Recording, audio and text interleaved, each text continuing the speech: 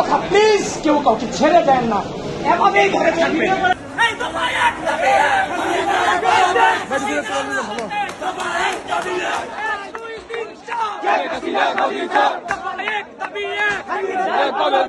চোদ্দ জুলাই রাতে, সে রাতে কিন্তু হাসিনাকে স্বৈরাচার শব্দে রাজু ভাস্কর্য থেকে গোটা বাংলাদেশে প্রতিষ্ঠিত করেছিল জাতীয়তাবাদী ছাত্র দলের নেতাকর্মীরা। তুমি কে আমি কে রাজাকার রাজাকার, এর পরের যে সংযুক্তিরা কে বলেছে স্বৈরাচার স্বৈরাচার, এই সকল সংযুক্তিরও কিন্তু বাংলাদেশ জাতীয়তাবাদী ছাত্র দলের।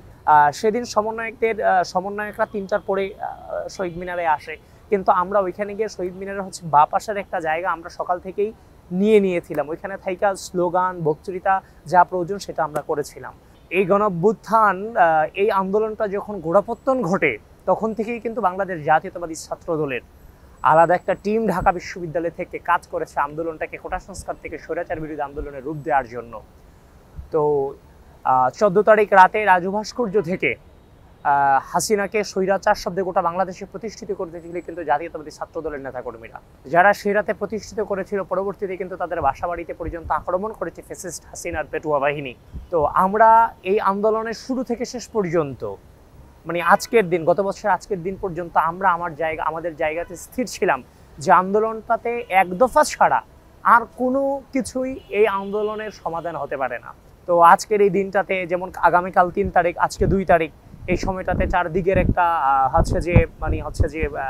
আকাঙ্ক্ষা ছিল গোটা বাংলাদেশের যে এটাই মুখ্যম সময়। আমরা তো এক দফাতে ছিলামই, সামগ্রিক যে আর বাদবাকি যে শক্তিগুলো ছিল সেই শক্তিগুলোতেও কেউ যেন এক দফার দিকে নিয়ে আসা হয়। যখন আগামীকালের সমাবেশের ঘোষণা করা হয় তখনই আমরা ধারণা করে নিয়েছিলাম যে আগামীকাল কি চূড়ান্তভাবে এক দফার ঘোষণা আসতেছে, দেশব্যাপী আনুষ্ঠানিক ঘোষণাটা হচ্ছে যে আগামীকাল শহীদ মিনার থেকে একটা সম্মিলিত ঘোষণা আসবে এক দফার। সেদিন সমন্বয়করা 3টার পরে শহীদ মিনারে আসে, কিন্তু আমরা ওইখানে গিয়ে শহীদ মিনারের বা পাশের একটা জায়গা আমরা সকাল থেকেই নিয়েছিলাম। ওইখানে থাইকা স্লোগান বক্তৃতা যা প্রয়োজন সেটা আমরা করেছিলাম। ওই সময়টাতে আসলে আন্দোলনটা নির্দিষ্ট কোনো সমন্বয়ক হাতে আলটিমেটলি ছিল না। 18 তারিখের পরে আন্দোলনটা সরাসরি জনগণের হাতে চলে গিয়েছে। আর জনগণের দাবি ছিল একটাই দফা, এক দাবি এখনই হাসিনার পদত্যাগ। 5 জুন থেকে 5 আগস্ট পর্যন্ত আমি তো আর আমার সংগঠনের সুপার পদে ছিলাম না, আমি একটা ঢাকা বিশ্ববিদ্যালয়ের তৎকালীন জসীমউদ্দিন ছাত্র দলের সিনিয়র ভাইস প্রেসিডেন্ট হিসেবে দায়িত্ব পালন করেছি। সুতরাং ওই দায়িত্ব থেকে যে শিবির কারা ছিল এটা আলটিমেটলি আমি নিজেও কাউকেই চিনতাম না, কাউকেই জানতাম না। দীর্ঘ দুঃশাসনকে মোকাবেলা করে এই বাংলাদেশের মানুষদেরকে যে এক দফার স্লোগান চর্চা করানো, দফা এক দাবি এক্ষুনি হাসিনার পদত্যাগ, স্টেপ ডাউন হাসিনা, নোমর হাসিনা, তুমি কে আমি কে রাজাকার রাজাকার, এর পরের যে সংযুক্তিরা কে বলেছে স্বৈরাচার স্বৈরাচার, এই সকল সংযুক্তিরও কিন্তু বাংলাদেশ জাতীয়তাবাদী ছাত্র দলের। আবার যে এই যে এক দফার স্লোগানের যে চর্চা গোটা বাংলাদেশ ব্যাপী, এটা কিন্তু বিগত 15-16 বছর জাতীয়তাবাদী ছাত্র দল বাংলাদেশের মানুষ বা জাতীয়তাবাদী ছাত্র দল সেগুলো চর্চা করেছে, বাংলাদেশের মানুষ সেগুলোকে রপ্ত করেছে। তো সুতরাং এই আন্দোলনটাকে এক দফায় নিতে গিয়ে জাতীয়তাবাদী ছাত্র দল ঢাকা বিশ্ববিদ্যালয় কোটা আন্দোলন পর্যালোচনা গ্রুপ নামে 7 জুন একটা নিজস্ব মেসেঞ্জার প্ল্যাটফর্ম ক্রিয়েট করে, এবং ওই গ্রুপটা থেকে ছেলে মেয়েদেরকে আমরা প্রপারলি ট্রেন আপ করি যে কিভাবে জেনারেলাইজেশন হতে হবে, আন্দোলনটার মাঝে মিশে যেতে হবে। কারণ আন্দোলনের মাঝে যখন এরা মিশে যাবে তখন ওইখানে ফ্যাসিস্ট যদি এই আন্দোলনে ভুল করে সেই ভুলের সুযোগ নিতে পারবে, আর নিতে পারবে কেন, রাজনৈতিক ছেলেছাড়া রিস্কগুলো কেউই নিবে না। যার ফলশ্রুতিতে আমরা কিন্তু ডে 1 থেকেই ছেলেদেরকে জেনারেলাইজেশন করেছি আন্দোলনে, এবং সেই জেনারেলাইজেশন করার ফলাফল কিন্তু এসেছিল 14 জুলাই রাতে।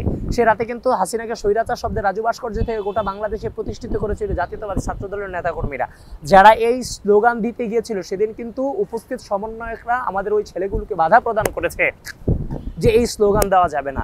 তো পরবর্তীতে 14 তারিখের পরে 15 তারিখ তো আমি নিজেও সেদিন যে ভিসি চত্বরে হামলার শিকার হয়েছে, আমার বাপায়ে ইনজুর্ড হয়েছে। তারপর যে আপনার 16 তারিখ ওয়াসিম আকরাম ঘোষণা দিয়ে শহীদ হলো যে আমার সাধারণ শিক্ষার্থীদের পাশে আমার প্রাণের সংগঠন, এই পরিচয়, আমি শহীদ হব, এইটা লিখে ফেসবুকে স্ট্যাটাস দেওয়ার ঠিক 16 ঘন্টা পরে ওয়াসিম আকরাম শহীদ হয়ে গেল। তো আসলে মানে এই আন্দোলনটাকে এক দফার দিকে ত্বরান্বিত করতে গণঅভ্যুত্থান তো সকলের উপস্থিতি ছাড়া কখনোই সম্ভব নয়, কিন্তু এই আন্দোলনটাকে এক দফার দিকে ঠেলে দেওয়া, মানে এমন পরিস্থিতি তৈরি করা যেখান থেকে অন্যান্য নেতৃবৃন্দ যদি এখান থেকে ফিরে আসে তাহলে তারা জাতীয় বেইমানে রূপান্তরিত হবে, এই যে একটা ন্যাচারালি আন্দোলনটাকে এক দফার দিকে ঠেলে দেওয়া, এখানে জাতীয়তাবাদী ছাত্রদল ড্রাইভিং ফোর্স হিসেবে সেখানে কাজ করেছে। আর হচ্ছে যে ওই অন্যান্য সংগঠনের রসদ যোগানো, এটা করা ওটা করা, দেখেন হচ্ছে যে বাংলাদেশ জাতীয়তাবাদী ছাত্রদল তার যতটুকু করা প্রয়োজন সর্বোচ্চটা করেছে। মানে আছে যে মানে ওই একজন বিদেশি সাংবাদিক একটা পোস্ট দিয়ে দিল আর একজনকে মাস্টারমাইন্ড বানাই দিল, এটা কোনোভাবেই সমীচীন নয়। আজকে যাদের কথা আপনারা বলছেন আচ্ছা যে সকলের প্রতি আমি শ্রদ্ধা রেখেই বলছি, ওই ব্যক্তিটাও কিন্তু নিজের পরিচয়ে সাংবাদিকের সাথে যোগাযোগ করে নেই, অন্য নামে সাংবাদিকের সাথে যোগাযোগ করেছে। তখনই কিন্তু আমরা জানতাম না সে একটা সংগঠনের প্রেসিডেন্ট, কেউই তেমন জানতো না। তাহলে আজকে যদি হাসিনার পতন না হতো, সে যেই সালমান নামে সাংবাদিকের সাথে যোগাযোগ করেছিল সেই সালমান তো তাকে খুঁজে পাওয়া যেত না। তাহলে ওই রকম কনফিডেন্সও যদি থাকতো তাহলে এই যে আজকে আগামীকাল 3 তারিখ ইসলামী ছাত্র শিবির কিন্তু 3 তারিখও প্রকাশ্যে আসে নাই, কারণ 3 তারিখের পরে যারা প্রকাশ্যে আসছিল তাদের কিন্তু আর পেছনে ফেরার কোনো সুযোগ ছিল না। তাদের কিন্তু 3 তারিখ তাদের প্রকাশ্যে আসা উচিত ছিল যদি তারা সত্যিকার অর্থ ওইভাবে আন্দোলনকে মোকাবেলা করতো। তারা কিন্তু 3 তারিখও প্রকাশ্যে আসে নাই। তার মানে কি, আজকে এই আন্দোলন যদি ব্যর্থ হতো তাহলে এই সালমান নামে ছাত্র দলের কিংবা অন্য কোনো সংগঠনের অনেক সালমানকে খুঁজে বের করতে পেরেছিল। এই গণঅভ্যুত্থান সামগ্রিক গণঅভ্যুত্থান, এই একটা গণঅভ্যুত্থান কখনো একক পরিকল্পনার মধ্য দিয়ে হয় না। একটা গণঅভ্যুত্থানে যখন দেশের কবি, সাহিত্যিক, সাংবাদিক, তারপর হচ্ছে যে রেমিটেন্স যোদ্ধা, তারপর হচ্ছে যে আপনার কৃষক, শ্রমিক, পথশিশু, সামগ্রিক রাজনৈতিক শক্তি, বুদ্ধিজীবী প্রত্যেকে যখন নেমে আসছিল তখনই কিন্তু এটা গণঅভ্যুত্থানের রূপ নিয়েছে। তো গণঅভ্যুত্থান পরবর্তী বাংলাদেশে যে প্রতিহিংসা, তারপর হচ্ছে যে আপনার কাদা ছুড়াছুড়ি, এই 24-এর গণঅভ্যুত্থানের চেতনা হচ্ছে অপশাসন, স্বৈরশাসন এবং মানুষের মুখ চেপে ধরার বিরুদ্ধে এক দীর্ঘ আপসশীল সংগ্রাম। এই সংগ্রামের চেতনাকে আমাদের অক্ষুণ্ণ রাখতে হবে। সেটাকে আপনি তখনই অক্ষুণ্ণ রাখতে পারবেন যখন এই গণঅভ্যুত্থানের সামগ্রিক শক্তিগুলোর মধ্যে যখন শ্রদ্ধা, স্নেহ এবং সহনশীলতা বিরাজমান থাকবে। কিন্তু এই গণঅভ্যুত্থানের 1 বছর পরে এসে দেখলাম আমরা ফ্যাসিবাদ চলে গেছে, কিন্তু যে মজলুম শক্তিগুলো ছিল এই শক্তিগুলোর মধ্যে কাদা ছড়াছড়ি এবং পারস্পরিক অশ্রদ্ধা বিদ্যমান রয়েছে, যেটা সত্যিকার অর্থে গণঅভ্যুত্থানের স্পিরিটকে বাজেভাবে ব্যাহত করে।